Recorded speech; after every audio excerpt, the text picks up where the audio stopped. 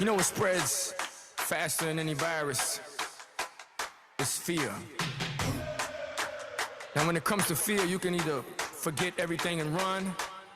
I said or you can face everything and rise. I believe. And let me tell you what I believe. I believe that. I believe we're gonna face everything and rise. We will win.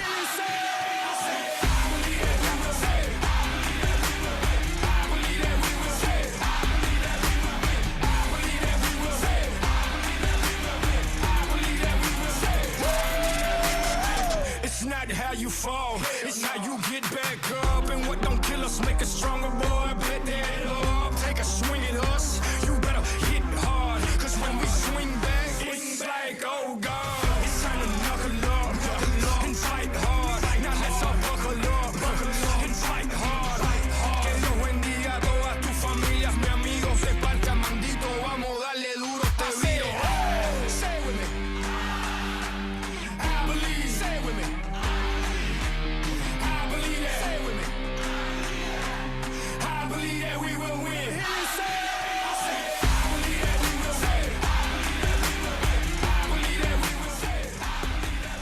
What's up, Rio Hondo football fans? Welcome to week 10. I can't believe I'm saying those words. We are at the end of the regular season, finally, after 11 long weeks that have really flown by. I told you guys back in August, man, buckle up, because the high school football season just goes by without, in the blink of an eye, I should say. So I will say this, though, after a very tough loss that we suffered in week 9 last week to Brentwood, the week does drag on a little bit. It's like, can we just get to Friday night? At least that's how I have felt. It has just drug on, and it's like, man, we just want to let us get back in the ring, if you know what I mean. So I think the boys were probably itching to get back on the field on Monday. I know the coaches were, and having the conversation with Mark Carson, over the weekend on the post-game podcast.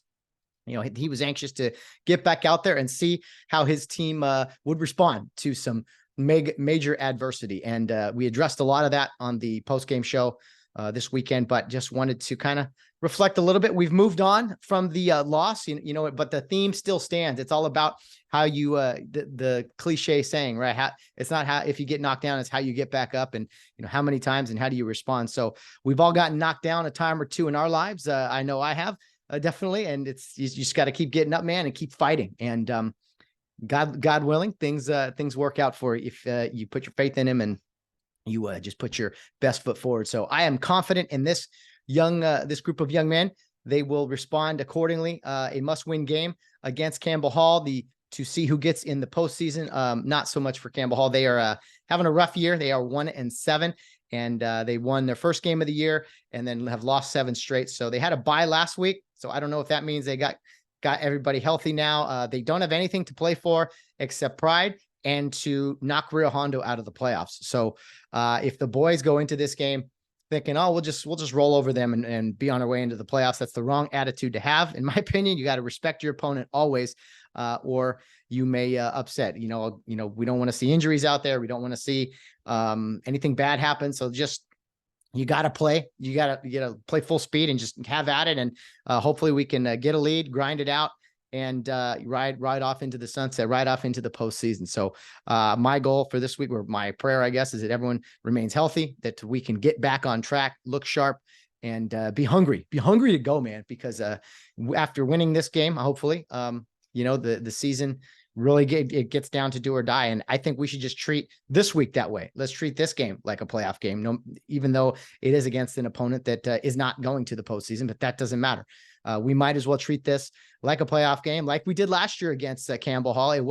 They did in fact get in as well, but we had to grab that number 2 seed and won that game 19-7 down in North Hollywood, or over in North Hollywood, I should say. So a lot of fun that night. And I think we're going to have some great fun this Friday night. As Coach Carson mentioned over the weekend, we are having kind of a special ceremony, kind of a special weekend really, for the 1973 CIF champions, Rio Hondo's first team to raise a banner that you see there in the Stiver Center, the first of 14 CIF championships. And there have been a ton of great teams in Rio's history.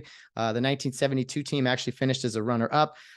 Plenty of close teams that just couldn't quite finish for whatever reason. And those banners are special, and it's truly remarkable that we're going to see this group of guys 50 years ago to the year 1973, who won Rio Hondo's first championship. And I think what I hope the parents see and the players too is like, hey man, one day you're going to be those old guys. And, what do you want your legacy to be? I think they've started to kind of build one for themselves, but the season has flown by. These seniors, I mean, only one game guaranteed left, right?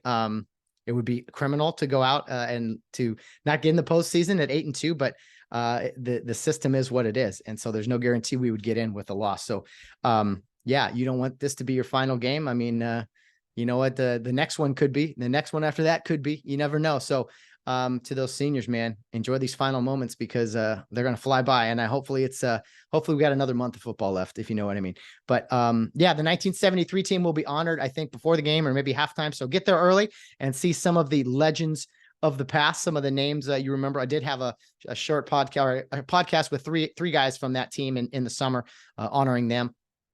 John Martin, Jim Parker, and Charlie Parsons. So if you haven't listened to that, we'll give that a listen, get you in the mood for Friday night. But 50 years ago, the 1973 CIF champions, they'll be there. I think they're going to have the trophy, Coach Carson said. And you know what? It'd be fun. Hopefully we can get some photos, maybe with the 73 guys and the current team or something like that. I'm going to try to maybe say hello to a few of them if they'll be open to talking with me, and we'll see what we can do. I'll do my best to get there, and everyone else get there early, say hello to some of these guys. And what I think you'll see is that so many of them, like so many other Rio Hondo graduates, they've gone on to be leaders in their industries, basically, and to do great things, serve others. And, that's just the cycle of life at Rio Hondo. And I'm really excited that we're going to get to see Rio's first champions, the 1973 football champs there 50 years ago. It's hard to believe, but as I've and now 38 years old, I'm like, wow, 20 years ago I was in 21, 21 years ago I was in high school. And it's just like time just flies by, man. And before you know it, we'll all be much, much older. And for now, it's time to enjoy these young men, watching them grow, watching them respond is what I really want to see. They've fought through some adversity throughout the season, but this is a true test. How do you come out after really getting punched in the mouth last week? I mean, we really got pushed around. We had a few good moments, but if we're honest, I mean, we got blown out and we got beat up, and that's not a good feeling. And you never want to feel that again. I do know, unfortunately, that the young men will experience that a little bit more sometimes in their life. But I think that's where you learn to fight through those things in your life, is on the football field as a young man. And it prepares you for later on in life when you have heartbreak or job loss, or you lose a family member or anything like that. And so it puts those things in a much higher perspective, of course. But you learn in high school football that hard work sometimes isn't good enough. Sometimes you fail, and it's not necessarily failing. It's the failing aspect would be if you didn't prepare yourself. But sometimes we come up short in life, and that's just how things are. But I think this team can go all the way. I think they can really push forward here and do something incredibly special, win a couple of playoff games at a very high division. We'll see what happens, man, when the brackets come out next weekend. Again, I don't want to get ahead of ourselves because we have to win this game to get in the postseason. So I won't talk anymore about the playoffs for tonight. We'll try to focus on Campbell Hall, the 1973 champs that will be at the game on Friday. Be sure to get there early. There should be some type of food on the menu there too. And just enjoy the concourse. And I mean, the last guaranteed home game at Rio Hondo Prep, it's the 6th one of the year. So I will definitely enjoy it. And the sun will be set and the breeze is rolling in, all Halloween type of weather. And life is good. Life is good. Let's get a victory and honor that 1973 team and finish the regular season off with a bang. I have yet to mention that we have a great group of guests today. And I say group because we have 4 guests on the podcast today, all at once. I interviewed with these guys a few weeks ago, and they were so gracious to sit down with me for about 30, 40 minutes and just talk Rio football. We are going to be joined by the chain crew, the chain gang, the guys who run the sticks on the opposite sideline there at home games at Kare Park. They are all dads of former Rio Hondo players. One of them still has a player on this current team, but they are all dads of former players who played a few years ago. And you know what? They just stuck around and said, yeah, we'll do the chains. I want to come back every Friday and do the chains. And so I think that's incredibly admirable. I think it's awesome that they that they do that and give of their time, and they take pride in what they do. So again, much like we talked to Darcy Bollinger a few weeks back on one of the pregame shows, this is an opportunity for the fans to kind of get some insight into those who give to the Rio Hondo Prep football program. Guys that work hard, they got to hustle, they got to be on the other team's sideline. We get some insight onto the attitude, the reaction to from other teams, with the dads being on the other sideline and kind of seeing the other team's frustration, seeing maybe some of how they just react to our success. And again, getting a unique perspective of Rio Hondo Prep football. I love seeing that and talking to other coaches or whoever, and newspaper guys like last week. It's just a blast to kind of get that outside in a look or approach for from Rio Hondo Prep football. The Chang gang, the dads, I should mention their names: Jeff Underwood, Mike Lang, Rick Johnson, and Greg Van Cleve. Mr. Van Cleve there is kind of the captain of the Chang gang, I should say. He's kind of the leader there. So his microphone was a little odd at first, but it does get better throughout the interview. Just wanted to mention that. But these guys are all proud of what they do. They're proud of their sons. They're proud of Rio football. They're there all the time. They even got thrown into action a couple years ago at an away game for Rio Hondo, that Charter Oak game, the playoff game. Charter Oak couldn't even get a chain crew, and our dads were like, yeah, we're the normal guys, we'll step up and do it. So they tell that story, and it's just a fun, unique way, I thought, to wrap up the season, and to as we have our final home game, these guys will be out there working hard for us. So be sure to say thank you to them. Although kind of like me, when you say thank you to them, I mean, it's kind of like, well, really, we're having fun over here. I mean, we get to get a front row seat, especially being on the other team's sideline.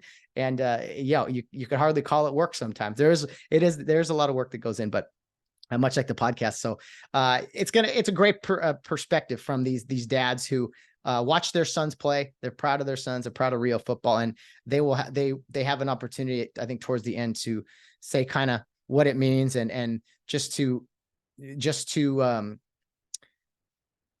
how happy they are that their sons went through the program, and kind of encourage other parents to maybe, hey, if you're on the fence, Rio Hondo is a great place, and it will develop your young man very accordingly. So after the interview, again, it's like 35-40 minutes. I'll come back, talk briefly about Campbell Hall, and we'll get you guys out of here. I'll have one quick rules thing that I kind of already discussed on the post-game show, but I'll kind of rehash it a little bit just for some clarity, and then we'll be on our way, and it'll be time for Rio Hondo Prep's final game of the regular season against Campbell Hall. Whether you're listening to this the night before or on the way to the game, or in the parking lot, whatever, it's all good. I appreciate you taking the time to, hear my voice and hear the guests here as you prepare for another Rio Hondo Prep football game. We're so excited in the summer for it to come, right? And all of a sudden, bam, regular season's over. But we won't dwell on that. We'll have a post-game show for you over the weekend, and there may be some type of playoff preview thing we'll do next week, again, if Rio Hondo is selected and advances to the 2023 postseason. All right, let's get to our guests today. We have four of them. 4 dads, the fearsome foursome. I don't know what we're going to call them, but I'll come up with something, and we will, make sure to thank those guys, and as they put in a lot of hard work. Here we go. The Rio Hondo Prep chain gang for the home games: Jeff Underwood, Mike Lang, Rick Johnson, and Greg Van Cleve. All right, Rio Hondo fans, you're in for a real treat tonight. We are joined by 4 members of the Rio Hondo Prep chain crew. The 4, I don't know what to call them, the fearsome foursome. I heard that's already taken, but we got the chain gang here tonight, guys. I'm going to say hello to each of you individually. First with Jeff Underwood. Good evening, sir. How are you this evening? I'm great. Happy to be here. And Jeff, and guys, you follow suit here, but Jeff, when did your sons play football at Rio Hondo? Because I know for most of you, your sons played at Rio. No, not anymore. They've graduated, yet you guys still continue to be a part of the program. So Jeff, talk to me about the years your son played. Bennett played. Oh man, you put me on the spot. He played a few years ago. Okay. Yeah, he was more of on the light side. So he was, a holder and a kicker at one point. But it was a great experience, and it continues to be. It was so great. I'm still there, and he's graduated. So it's the camaraderie of the guys, that are there. We have a good time, and I've learned a lot when you're on the sideline with other schools and players and coaches. I mean, you learn a lot about your own school, and it kind of reinforced the reason that Bennett was at Rio, seeing how other schools are.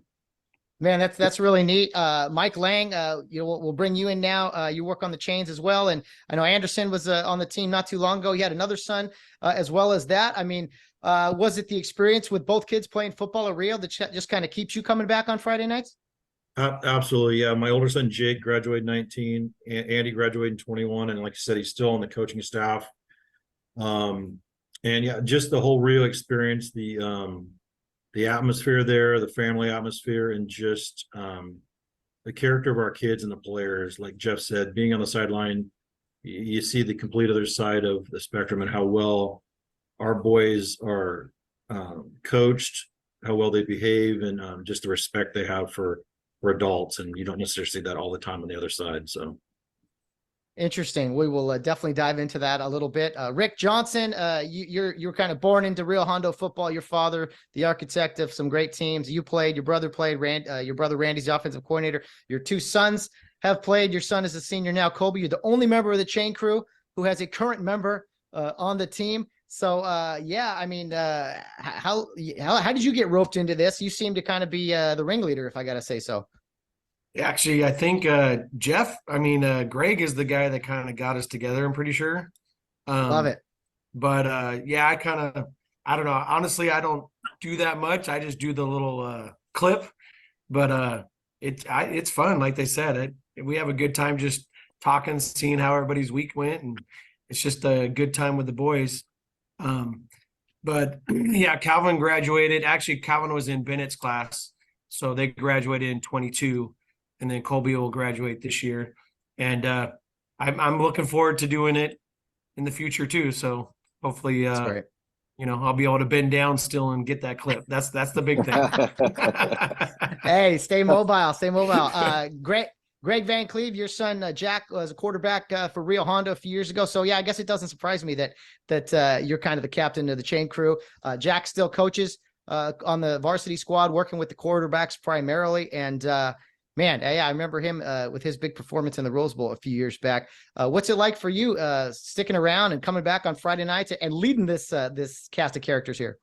I enjoy it. I really enjoyed it. I enjoyed, especially when he was playing and when your own kids playing, you can't be any closer to the action than you are on the sideline. Of course, you hear, the other teams, but to be able to be there and then still afterwards to just watch the team and how well they're coached and how they play, it's fantastic being right there in the middle of the action, and you just, like we say, you just have to listen to the other side. But other than that, you get close up with your team, and that's what we enjoy.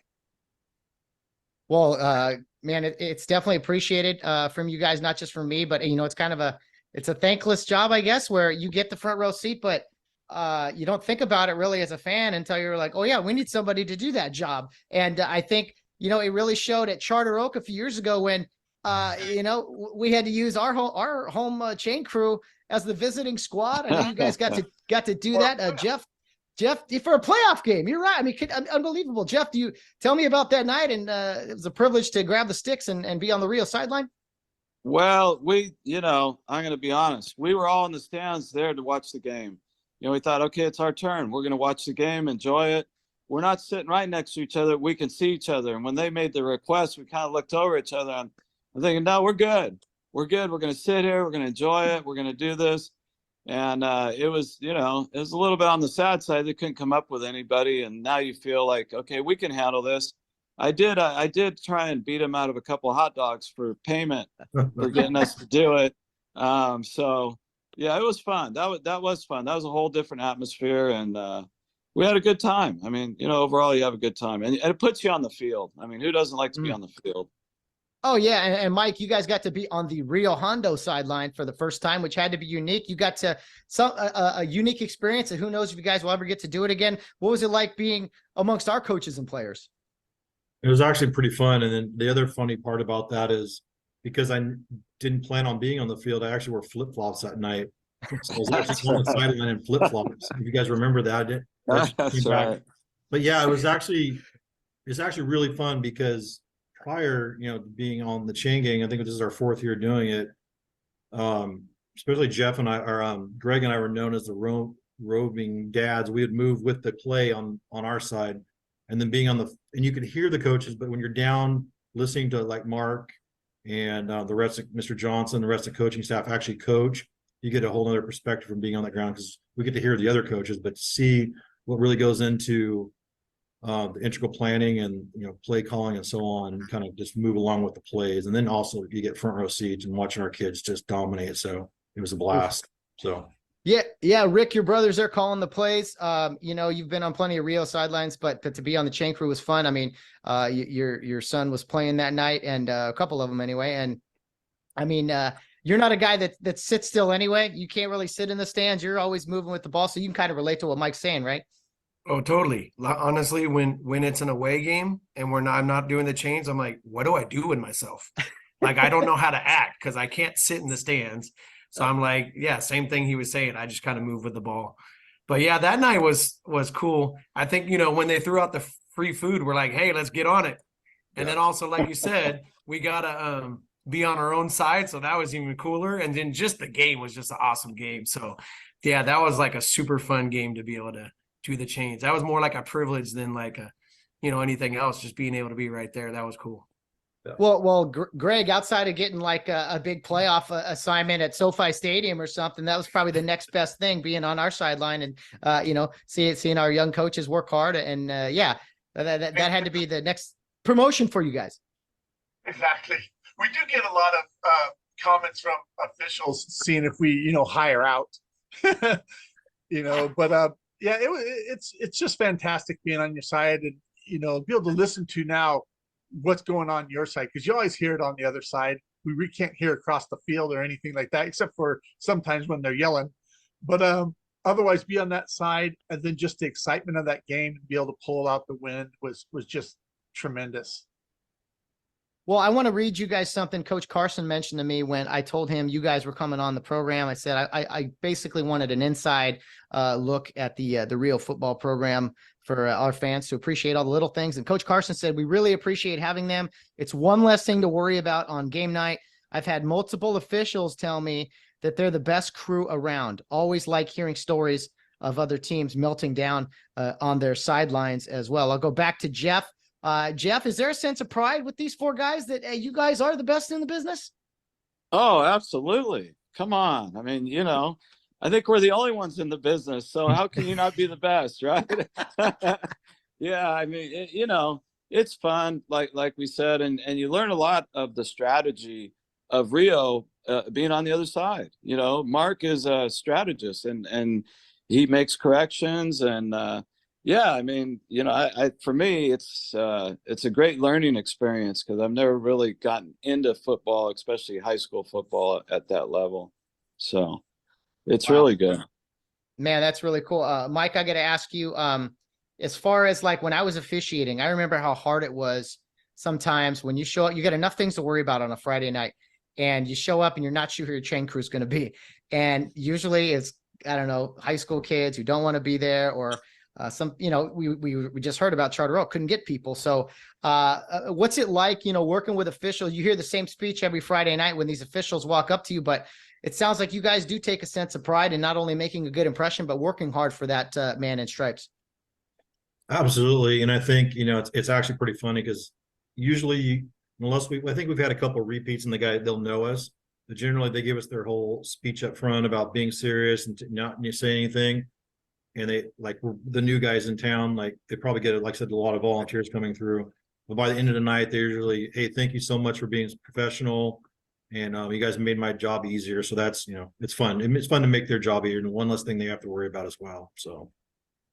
Yeah, definitely. It's when you follow, it's something as simple as following directions. You guys know when to move, but sometimes when you're working that game out there as an official, you got everything going on and you're like, oh yeah, I forgot to tell them to move. Yeah, guys, move. You know, you're just being disciplined, and it goes such a long way, especially, you know, in a controversial moment or something, Rick, when maybe the chains move when they shouldn't have, or, you know, there's a 5th down scenario. I can't remember any major mistakes you guys have made, but I could be wrong. Has there been any issues over the years? I don't think so. I don't think since we've been doing it. I know the first year was like we were just kind of learning, right? So I remember, like Jeff said, he's more of a baseball guy. So he was like, okay, I think I'm supposed to hold this stick. Like, what do I do? Right. So it's kind of like a, you know, learning type thing. And then I hadn't really done the clip before, and, you know, they wanted a certain spot of the ball, whatever. So that was just kind of a learning thing. But yeah, now, like Mike said, they come and give us the spiel, and they'll ask us questions and we know the answers, and they're like, whoa, okay, you guys know what you're doing. And they learn real quick that, okay, you guys aren't rookies here. But yeah, they must have a lot of incidences where they got guys that don't know what they're doing. So but yeah, it's fun. It's we definitely have been getting better, and we're really good about holding our spot. We all look for, hey, is there any, they call it laundry on the ground, right? And we're looking for that ref to send us down. If not, I'll usually stand on the chain just in case like one of us tries to go a little bit too early. And then we'll just, hey, hang tight, hang tight. And then sometimes they don't signal us, and we're standing there like, dude, are you going to call us over or what? Mm-hmm. And then finally, like, Greg will take off and he'll be there, and we're kind of slow, but it's not really our fault because he didn't call us down. But they're like, it's okay. If Greg's there, we're good. We'll just keep going with the play and whatnot. But we eventually get there. Greg, you got to be the box man out there, I got to imagine. And you got, I'm sure, a nice first step, hustling down. As soon as that stick is down and a one is placed, I mean, we're ready to go, right?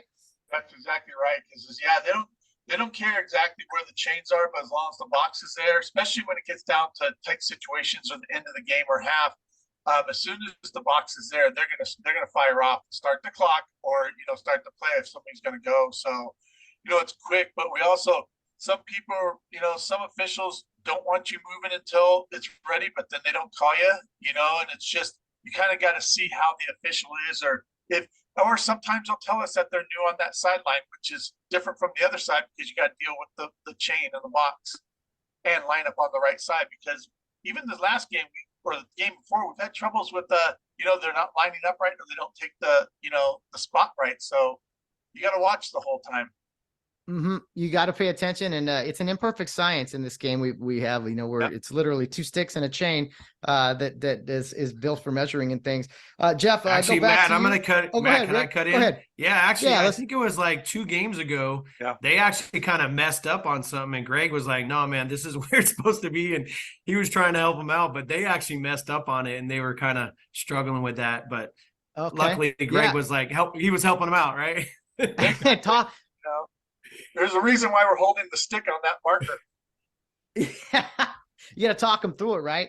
Well, way to go, Greg. I can tell you, being a crew saver is a big deal, whether you're on the chain crew or the referee crew. So yeah, way to step up and just encourage you guys. Hey, I think this is incorrect. So well done. I want to ask you guys each about being on the visiting sideline, and I don't want to be here to bash any schools or whatever, but just speak freely. I don't think they're listening, but I think last week, let's see, this is probably coming out later in the season, but a few weeks ago against Torrance, I thought maybe their body language in pregame told me that they weren't taking us very seriously. And that's just my perception on the thing. Being on the other sideline over the years, I'll ask each of you individually if there's a specific game or situation that you remember. Jeff, I'll start with you. Does it feel like some teams either take Rio for granted, or maybe they don't, and then they just get shocked or frustrated? I mean, what's it been like on that sideline for some of these in your experience with the perception of visiting teams? Well, what I love to hear, and we're to remain silent, but sometimes it's hard, is size-wise, pound for pound, we've outdone, I think, almost every school. So in the beginning, they're like, well, these guys are a little small, they don't look like much. And because you're standing next to some of their players that are 6'5" and 300 pounds, there's some big kids. And then when we're up about 21-0, there's a little bit of a silence that goes away on size-wise, and and this and that. They calm down a little bit. And I got to hand it to Carson and the whole coaching staff. They know how to strategize throughout the game. And I think one of the biggest things we've realized is our conditioning is far better. So we see these kids that are huffing and puffing on the other side, and they're frustrated. And unfortunately, some of the coaches are just downright rude and disrespectful to these kids. And, we give them the look every once in a while, like, you can calm down. But I got to say, the last team we played, the one from Sunnyvale, by far the most professional, well-respected, nicest, and overall, even the rude guys at the end, they all thank us and, hey, you guys, thanks a lot. I let it's 45-0, but they're still giving us praise. So good on them. Mike, what about you? Interaction with other teams? Yeah, I forgot to mention some of the good teams. It seemed like, Kings Academy was pretty classy overall. But good or bad experiences, or maybe just observations from you on being on the other sideline. I would agree. I think out of the time we've done it, Kings Academy was by far the most classy. The kids were respectful. Coaches, they were well coached, very professional sideline. Keeping their kids, and they're just being positive with their players. And it was refreshing to see that, because the week before against, I think it was Torrance, it was completely opposite. It was, F-bombs and just tearing their own players down. And the other one that really sticks out to me was a couple of years ago, I think it was Arroyo. We're just across the river from them, and they just melted down. I mean, talking about a meltdown, it was like, because I think they came in the same thing and way underestimated us. And when we just destroyed them, they had the whole high sideline was melting down. So, but we've seen, like I said, from that to everywhere in between. But the Kings Academy is best on the top of that, and then just classy program. So hopefully we get to play them again, because that was enjoyable. And I think we were fairly well matched. But our conditioning, like Jeff said, just at the end, just came out. So. Well, it's interesting that the best respected team, or the most well-behaved team out there, best coach team, was a team that we struggled with the most, because they played football and pushed us. And so that's nice to hear. I mean, you could see it from a million miles away, but you guys are right up close. Rick, you've had a front row seat to a lot of Rio Hondo games. You've seen all the opponents over the years. Any memories for me that stick out in recent games or past years? Yeah, just that, like they said, Kings Academy, super impressed with them. When kids messed up, the coaches actually instructed them in a respectful way, where usually they're just yelling at them and, why didn't you do this, that? And I didn't hear any coaches using foul language. I didn't hear any players using foul language. And that's not normal, not at all. I would say the biggest one, Torrance, they had zero respect for us. Even when we were beating them, it was all just they're playing bad. That's what they were saying the whole time. We got to wake up. They didn't give us any credit, and they just thought they were better than us, but they just weren't playing well. And then just also with them, and I think it was Marquez, where they came out kind of strong, but once we started getting on them, they were defeated. Like, the kids just hung their heads, the coaches. And I think a lot of it was also the coaches, instead of lifting them up, constantly yelling at them, like they said, in inappropriate language, this and that, belittling them. And then the kids kind of just gave up after a while. Wow. Well, I mean, Greg, now to you. I mean, your son played quarterback not too long ago, was in some big games against, some big teams come to mind. Artesia, that Rupa Hills playoff game, I believe. Some big time opponents. And we've seen a lot of great teams, some tough teams that have been frustrated with Rio. And then we've also lost some tough ones. But yeah, over the years, man, I don't know, any teams jump out to you, or certain nights, I guess I should say? It's just like the rest of the guys said, the last one, Kings, fantastic, the best. It's just amazing how you can see other schools, whether there be the very large schools we play, because we do play some large schools with large attendance in there. And it's just the way they break down and belittle and, tear into their kids with the language, both on the coach's side and the kid's side. And they just tear everybody apart, whether they're tearing us apart on our side or they're tearing their own players apart. And it's like, I'm not sure where you think you're going to get with that when you look at how well Kings did, which is such a great coach team and everything like that. And they battled and everything. And you don't need to tear your players apart and tear them down, because they have no respect for their players. And it's just so different from team to team over the last 4 years we've been doing it, and really a lot of times it's the larger, schools that are just, they don't respect this. They think you're just going to come in and walk all over us. And then all of a sudden they don't know what to do, especially by halftime, if we're up quite a bit. They don't know how to make changes. They don't know what to do. They didn't either watch film or what, but it's kind of amazing. and it's tough to listen to on the other side when you're there for 2 hours and they're, the language and the belittling for both sides all the way down. It's rough to listen to.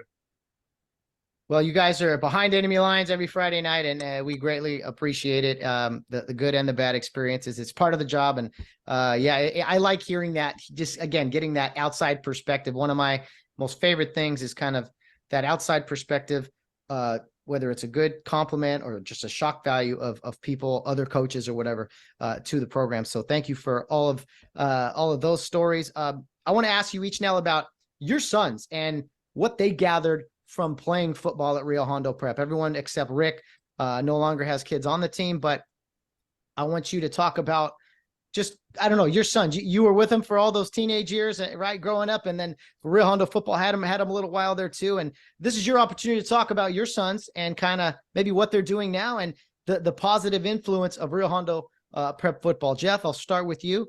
What would you like to say about your son and his experiences at Rio?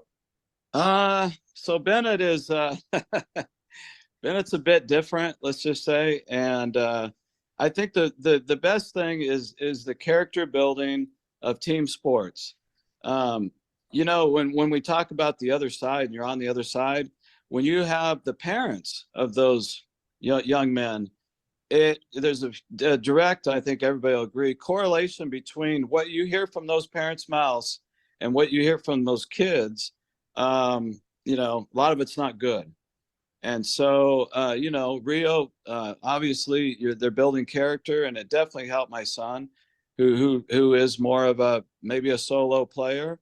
And it was all good. It was a big change for me as a parent because my older kids went to another school, but it was the right fit. And, Carson and the crew, they had to do a lot of grooming because he's an out of the box thinker. He still is.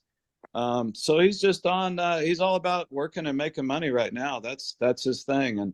And it's definitely stems from, kind of that, you got to have some self-control, which they teach, a lot of. And football teaches a lot of things. And one thing teaches, you may think you're big and bad, but man, some of these kids hit you. It's all good until you get hit, right?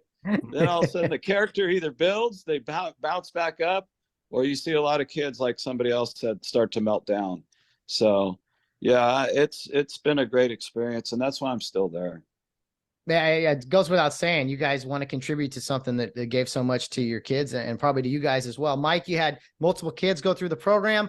They're still involved, or Anderson is, and you're involved. So I don't know, what did you see the influence of Rio Hondo Prep Football to each of your sons? I think we came into Rio a little late. My older son Jake actually played at Monrovia his freshman year, football and baseball, and then as far as athletics, he was very successful there as a freshman, but then just school wise was not a good place. We transferred in, actually had met a previous alumni, and her mom was a staff member at Rio, and then said, you should go check this place out. I knew it down there, didn't know anything about it. Went down, did a tour. And the thing that impressed me, Mr. Carson's actually the one that gave us a tour originally, and he showed us the complex and everything. And one thing that stuck out was that he said, look, you can come here and you can be a very successful athlete, very successful student, but if you walk out of this facility and your character is not any better and you're not glorifying Christ, then we've failed. And for me, that impressed me. And I think that's the one thing I can think that is 100% true, is that my boys both walked out men of character. They're surrounded by men of character, and they glorify Christ every day because of being at home, as well as the influence they get from there. And that's why Anderson's still involved there. He loves coaching, still coaches in Kare. That's why I'm involved, because of, and I'll go a step further, that my job, what I do, I've been able to hire 2 Rio alumni, and I would line up and hire a Rio alumni any day of the week because of just that, because of the character and the quality of people they put out. So that's phenomenal stuff right there. I try to say that all the time, that employers out there, if you're looking for good people, hardworking, who got some character in them, think Rio Hondo is a good place to look. Rick, been around Rio forever. You're the only one with one son on the team remaining, but what have you seen the influence of Rio Hondo football into your sons, especially Colby, who's in his senior season? I think definitely, like they said, obviously the values and the character, but I think also for them to be productive young men. I mean, even Colby, you know, he's taken, I think 3 APs, but he wants to work and earn money and you know, be able to pay for things and buy things that he needs, and just being productive. You know, he also helps assistant coach. Calvin helps assistant coach. Actually, it's kind of interesting because I'm pretty sure Jack, Andy, and Calvin, most of the time we have those home games, they're on the crew that paints the fields. And sometimes they don't get home until like 2 a.m.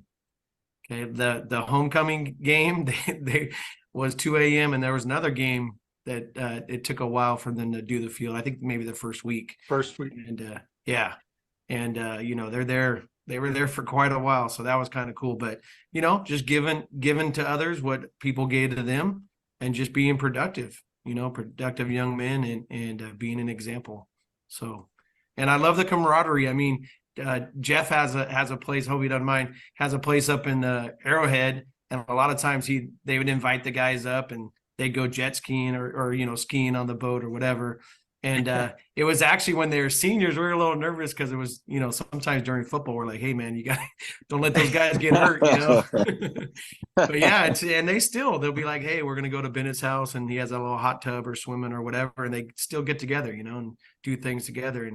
And you know, it's like they said, it's family camaraderie, and it's just cool to see.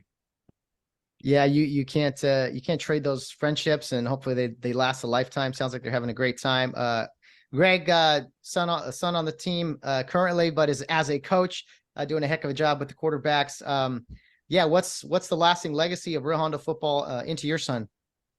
Yeah, like the rest of the guys said, the respect and everything like that, and especially playing as a team member, you know, and everybody plays together, and that's kind of what's taught throughout the whole you know, department and the whole school and everything. The respect and everything that you're going to put out either on the field. You know, he played baseball, football, and, you know, football 4 years, which is a bummer because his graduation year we only had 3 games, but at least we had the Rose Bowl game. You know, so that was cut down short. But he is still, you know, just like with Anderson and he's coaching the Pac-12, you know, UCLA team out there, and then he coaches with these guys, so he enjoys it. He goes to school and still enjoys being on the field with the guys and everything, and the younger kids. Awesome. So, well, guys, as a final kind of go around here with each of you, and if you want to say anything else you want to, by all means, go right ahead. But I will just have you leave us each with kind of why Rio Hondo football special, you know, to you, why you do what you do, and maybe an encouragement to other parents out there to get involved in some way. Although I think we got the chain crew covered. I don't think any of you guys are going anywhere anytime soon. But yeah, if you could just sum up, you know, why Rio football special, and encourage others to maybe get involved somehow, some way, because I know it takes a lot of moving parts every single Friday night. Jeff, start us off. You know, the one of the greatest things obviously is the fellowship with these guys, you know, with Mike and Greg and Rick. You know, Friday Night Lights, you know, you're out there, and it's kind of like being a kid again, you know, being a part of something. So, and it's not for everybody, and I'll admit those guys won't tell you, but I'm going to tell you that second half, you know, Jeff sometimes starts to daze a little bit, you know, and might hold down the fort just a little too long. But you know, so yeah, as I tend to, you know, age out, yeah, somebody comes in, it's fun, you know, it's fun, and it's always fun with the right guys and the team. You got the great team, you know. You don't have what you learn is you definitely want to send your kids to other schools.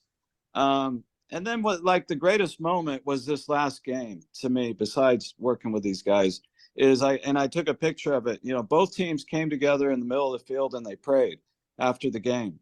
I mean, that's, you know, now it's practically illegal in some places to do that, but you know, they went for it. I even took a picture of it, and yeah, that's why I do it. you know, that's what real life is about for me. That's beautiful, man. Very fulfilling. It sounds like, Mike, your turn. You know, why I guess why Rio football, and yeah, encouraging others to kind of jump in there or whatever you want to say. You know, like I said earlier, why Rio football is just, it goes back to that very first initial visit. Is, you know, it's stuck with me for all these years. Just they build men of character there, and women. Obviously, there's the girls' side of the sports part, and just the school. But I think just the men of character, that whole iron sharpens iron.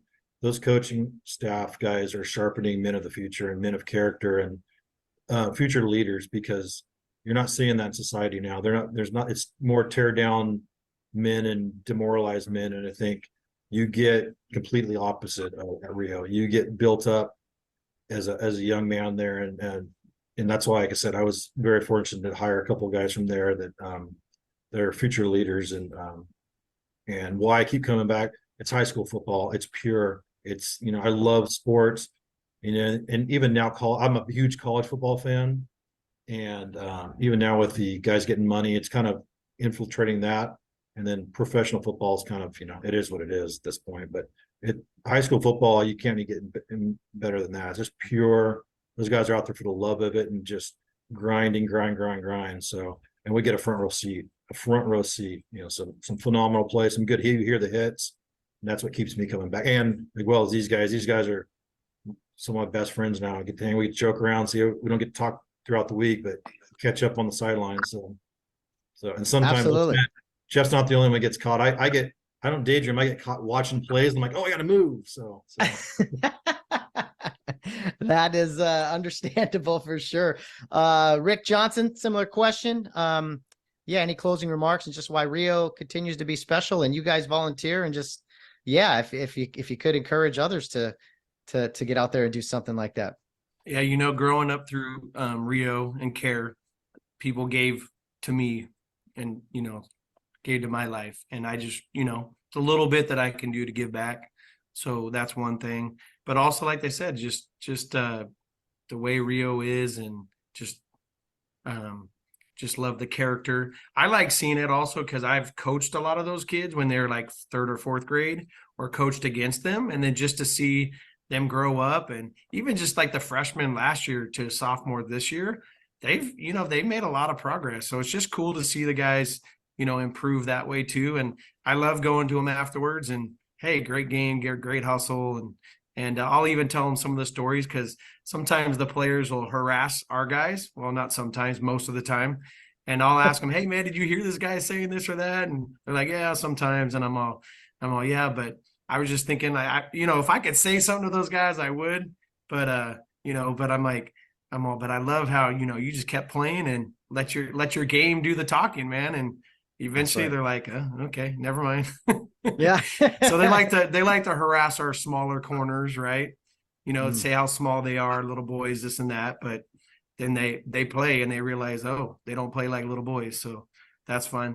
But yeah, with these guys too, yeah, we have definitely, you know, I didn't know them all that well, the chain crew, but we get to know each other pretty well and talk about our, you know, what's going on in life. And it's kind of funny. They, you know, Jeff and Mike admitted, I guess my real job is just to make sure they're still awake by the end of the fourth quarter.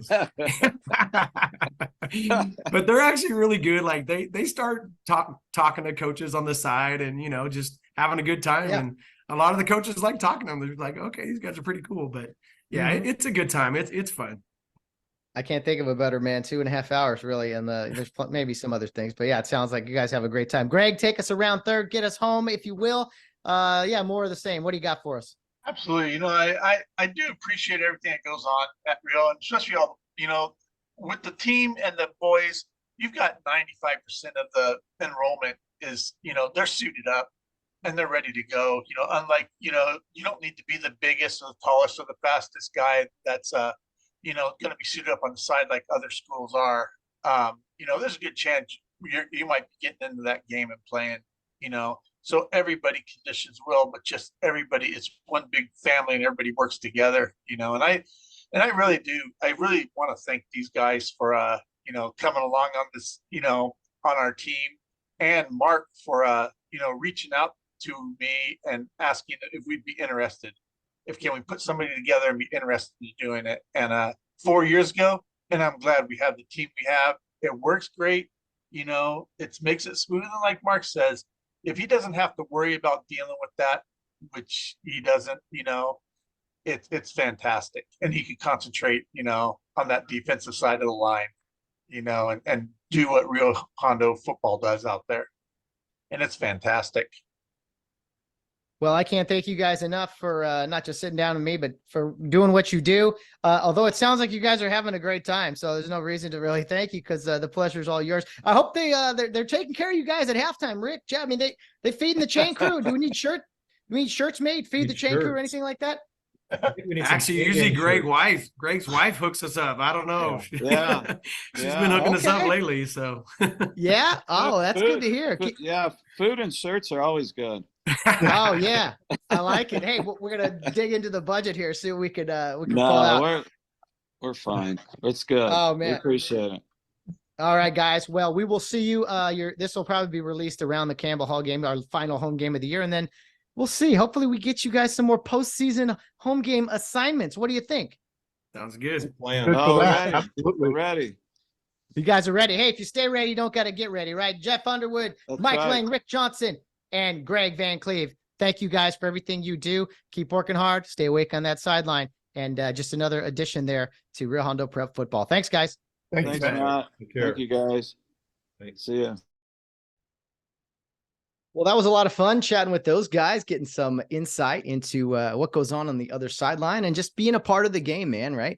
When I was officiating, I was a head linesman quite a bit and worked with the chain crew. And I got to tell you, man, there's nothing worse if you're a head linesman than having a chain crew that either doesn't cooperate, makes your job harder, makes your life miserable.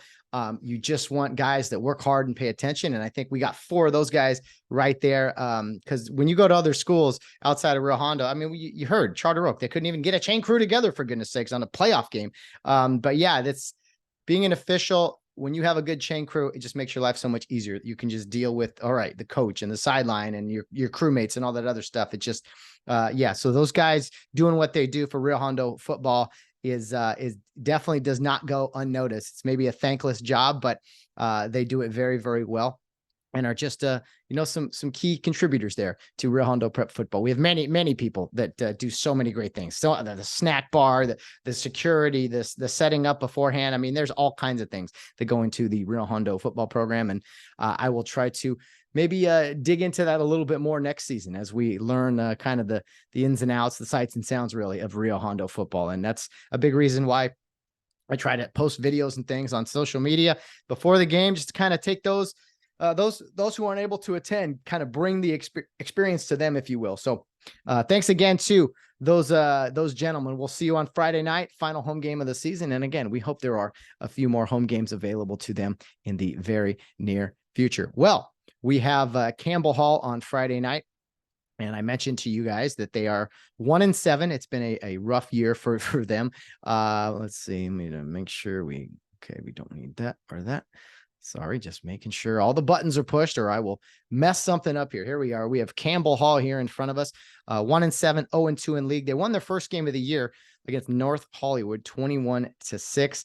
And then after that, man, it's been a rough year. 50-0 to Sure, 42-36 to St. Paula, 51-7 to Village Christian, 19-13 to St. Genevieve, 21-17, a couple of close games here in the middle of the season for them. 21-17 to Victor Valley. Viewpoint beat them a few weeks ago, 40-6, and then Brentwood stomped on them 44-0. So that's their schedule really, and kind of how it's all gone for them. And again, there's nothing. You can never go into a game thinking, oh, this should be an easy one. This is a no-brainer. We'll be just fine.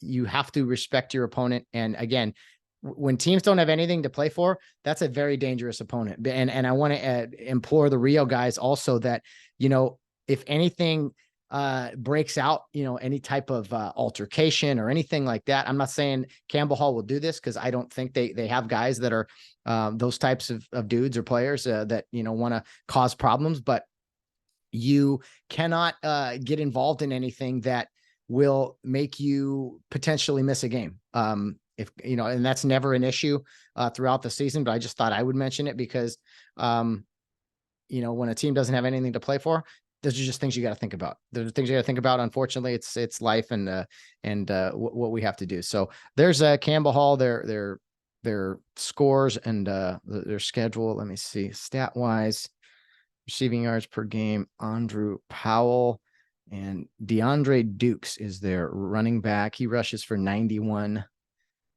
yards a game. That's pretty good. And running back looks like 5'10", 180 pounds, number 10.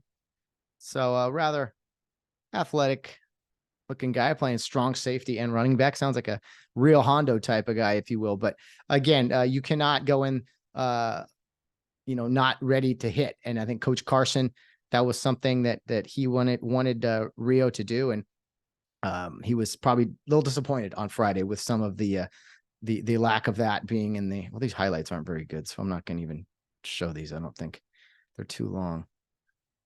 Anyway, there's Mr. Dukes, number 10. Here's a kick return. Look at this real quick.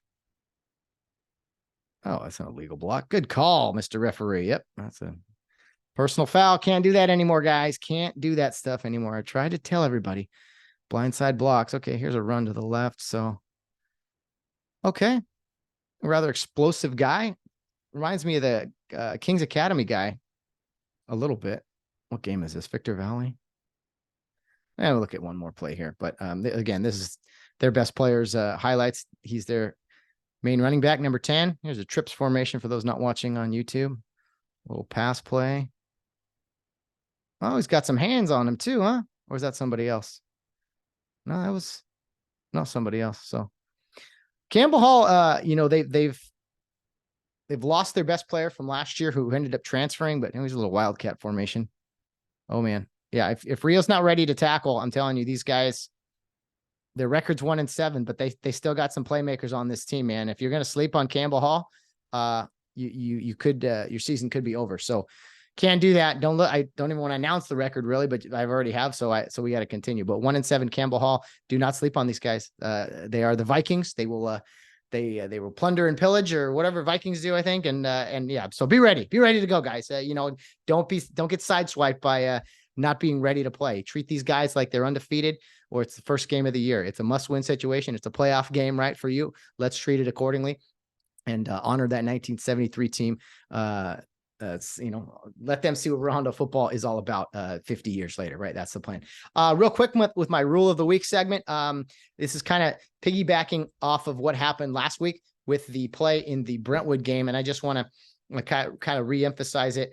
As far as linemen downfield, ineligible receivers downfield, which are the 5 interior linemen. You got your ends on each end. Those guys are eligible receivers. Everyone inside those guys on the line of scrimmage are not eligible receivers. So if they go downfield, and then a forward pass crosses the line of scrimmage while they are downfield, that is an illegal, ineligible receivers downfield, a 5-yard penalty. But in high school football, I've made mention of this. This is a penalty that, because you're going to get some leeway on this. It's got to be big. If it's like, oh man, they were like a yard or two, it's like, no, okay, there's some engagement, right? It's got to be, if you see guys, I'm going to say like 5 yards downfield. I think good rule of thumb is like 3 yards, but 5 yards downfield, you look up the pass cross the line. Yep, those guys are downfield. And you got to remember, there's only 5 officials out there. Everyone's trying to watch all this. So for that to get called, it's got to be big. Again, and that's if the pass goes beyond the line. Now, the pass is behind the line of scrimmage, they can release and go downfield all they want. I'm talking about a forward pass behind the line of scrimmage, like a screen pass, for instance, or one of that middle drag, which we saw in the Brentwood game. Now, that said, there's also something you should know about a pass that does not go beyond the line of scrimmage. As far as a defensive player, if a forward pass does not go beyond the line of scrimmage, say it's a swing pass, right? Or a screen pass or something, you cannot have defensive pass interference. You can have early contact. What you cannot have is you still can have a personal foul. Like if you hit the guy in the head early or something, or grab a face mask, or you hold a defensive hold. Say you're a defensive lineman and you see that the running back is going to try to break over here for a screen pass and you try to grab him or grab a lineman. It is still defensive holding behind the line of scrimmage if you do it. Pass interference is just like early contact on a receiver, right? There cannot be pass interference on a pass behind the line of scrimmage. So sometimes you'll see a play as an official and you got to bunch it all together. Like, oh, that's pass interference. You throw the flag and then it's like, hey, wait, talk to your buddy. Hey, was that pass behind the line or beyond the line? Oh, it was behind the line. Okay, we need to wave it off then.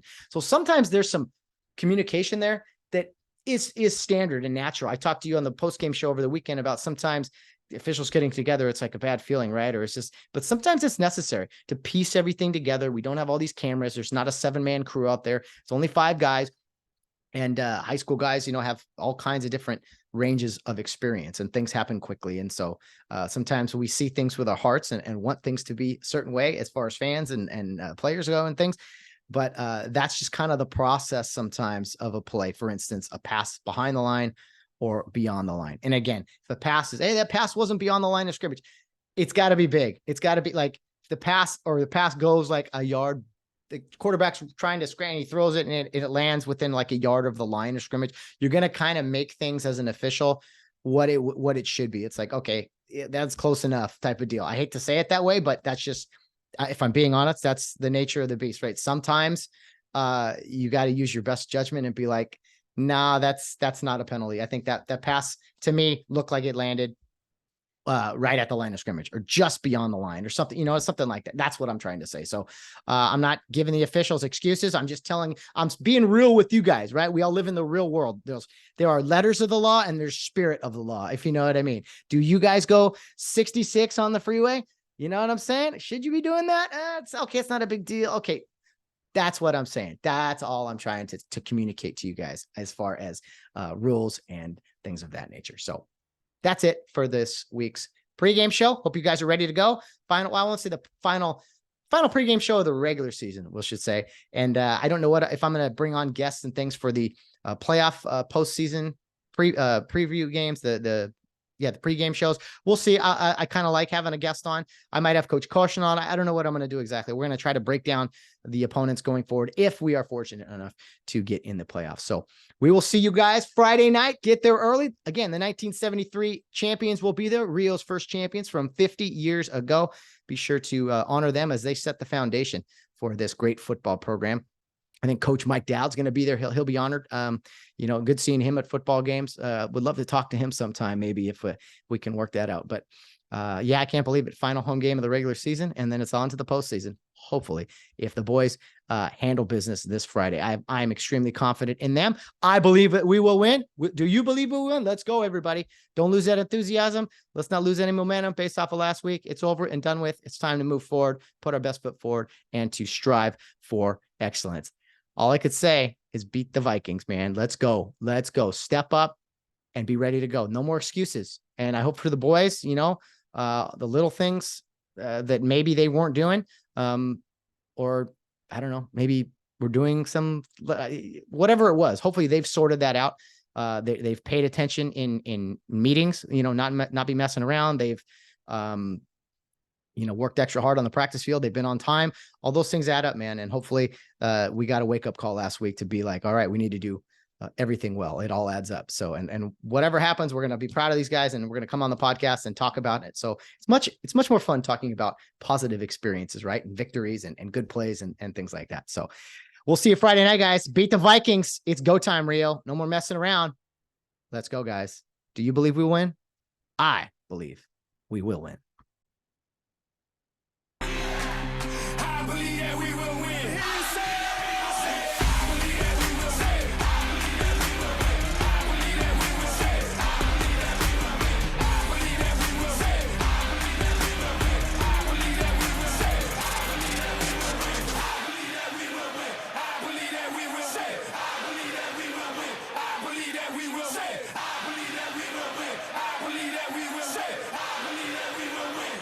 Bottom line, no matter what, face everything and rise.